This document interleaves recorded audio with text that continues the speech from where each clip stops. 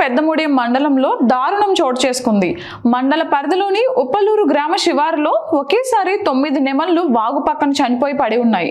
ఉప్పలూరు నెమ్మల దిన్నె గ్రామాల మధ్యలో వాగు పక్కన ఈ ఘటన చోటు చేసుకుంది.